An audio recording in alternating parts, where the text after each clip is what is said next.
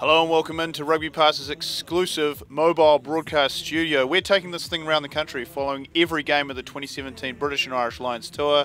And what do you know, that tour just got a hell of a lot more interesting tonight because they've beaten the Crusaders, a game no one thought they were going to win, and they did it by grinding out a 12 points to 3 win. Let's have a look at the highlights, and I say highlights in the loosest possible term because there were no tries in this game. Owen Farrell kicked a couple of penalties early to open the scoring. Farrell looking for a second penalty, no mistake.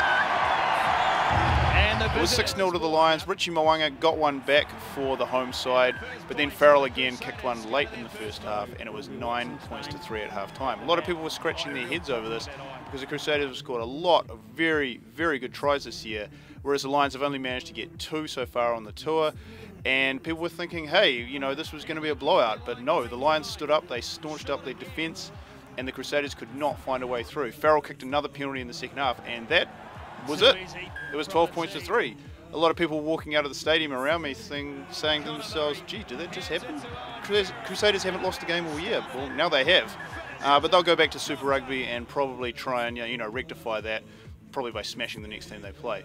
As for the Lions, well, oh boy, no one thought they were going to beat any of the provincial sides, and they've just managed to beat the best one. After they lost to the Blues the other day, who are like the worst team, and now they've beaten the best, so go figure.